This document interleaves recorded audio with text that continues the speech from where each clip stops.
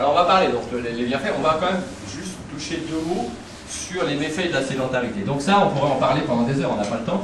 On va aller juste, Philippe, sur les méfaits de la sédentarité. Conséquences de la sédentarité.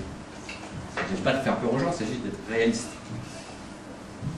Donc il y en a deux, il y en a plus, mais je vous mets la base. Vous avez la rigidité artérielle, très dangereuse pour la santé. Tout le monde comprend ce que c'est de la tuyauterie. Nous sommes des artères, des veines, etc. Tout ça a besoin de se dilater, de se rétracter, de se plier. Il faut que ça vive, il faut que ça circule.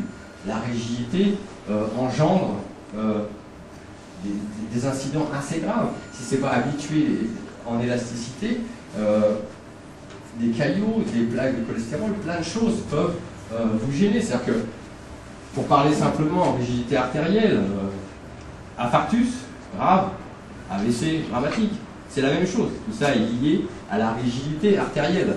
Ok ? On ne peut pas accuser le sort de faire ce genre de choses si on n'entretient pas la machine. Après, vous avez quelque chose d'un plus particulier, qui est la sarcopénie. La sarcopénie, c'est dramatique. Bon, j'ai déjà expliqué ce qu'est la sarcopénie, parce que ça n'a rien à voir avec ce que vous pouvez penser. C'est la fonte musculaire. C'est la fonte musculaire. Comment que ça se passe? C'est-à-dire pour le métabolisme, pour à peu près tout le monde, à partir d'une trentaine d'années, vous allez perdre 1% de muscle, et en contrepartie, vous allez prendre 1% de graisse. Okay. Donc, tout simplement, par exemple, de 30 à 50 ans, vous avez perdu 20% de vos muscles, c'est pas mal 20%, et vous avez pris 20% de graisse.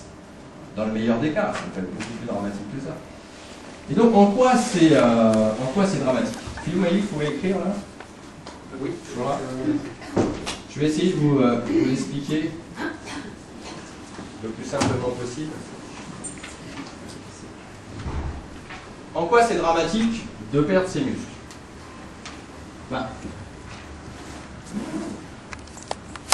Vous avez le métabolisme de base. Le métabolisme de base, c'est ce que l'organisme a besoin en calories pour fonctionner sans rien faire. C'est clair pour tout le monde? À rien faire, il a besoin de 1300. Enfin, il a besoin d'une certaine énergie. Selon, donc ce métabolisme de base, il est calculé sur quoi? L'organisme le calcule sur quoi? C'est-à-dire que l'hypothalamus plus la thyroïde va décider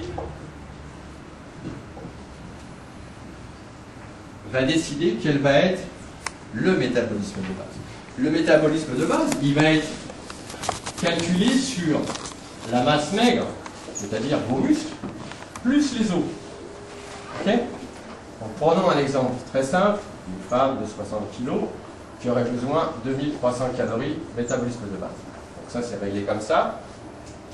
Mais quand, puisque c'est calculé sans arrêt, quand vous perdez vos muscles, vous prenez de la graisse, l'hypothalamus, et il ne discute pas avec vous, vous ne le savez pas. Et donc, du coup, vous mangez comme d'habitude. Comme d'habitude.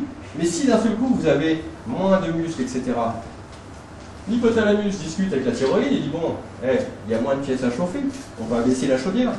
C'est lui qui règle ça. Donc qu'est-ce qu'il va faire? Il va redescendre ça à 1000 calories. Il va redescendre, puisqu'il y a moins de muscles, il y a moins de muscles et moins d'os à entretenir. Donc il redescend la chaudière.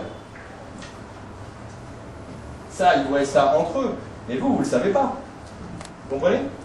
Donc il se passe quoi? C'est-à-dire sur une base calorique, déjà il faut attention à l'alimentation et les régimes, vous avez déjà la première erreur de base, c'est-à-dire de dire, bah tiens, je fais 60 kg, donc mon métabolisme de base s'étend, après se rajoute donc j'ai des bases caloriques pour l'énergie de la journée.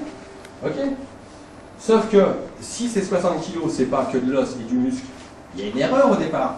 Là vous avez simplement une erreur de 300 calories. Vous voyez? Est-ce que tout le monde comprend? C'est clair? Oui. Je ne voulais pas le marquer, mais je trouve ça, voilà, je trouve que c'est plus simple à comprendre. Il a rebaissé la chaudière, donc il a rebaissé le métabolisme de base. Du coup, n'en étant pas informé, simplement, nous, si nous mangeons, continuons à manger normalement, et on part tous les jours avec une erreur de 300 calories. 300 calories multipliées par les jours, par les semaines, par les mois, on dit, je ne comprends pas, je ne mange rien, je fais aussi. Comment ça se fait? Et ça se fait comme ça. Ça se fait comme ça. Vous voyez, donc, en quoi c'est dramatique? Voilà. Parce qu'après, ne comprenant pas ce qui se passe, on se lance dans des régimes, on ne comprend pas, et on dérègle la machine. Le thalamus, la thyroïde, tout ce système endocrinien, il sait absolument ce qu'il a à faire. Sauf qu'il est un petit peu tributaire de votre appareil conscient qui vous dit fais ci, fais ça, fais ci, fais ça. Donc il ajuste comme il peut, mais au bout d'un moment, on arrive à ce genre. Et donc c'est dramatique parce qu'on continue à manger trop, à prendre de la graisse, à avoir moins envie de bouger, parce que c'est plus difficile de bouger du poids quand vous marchez. Et si vous marchez avec un excédent de 20 kg, c'est beaucoup plus dur. Est-ce que c'est clair pour tout le monde ça?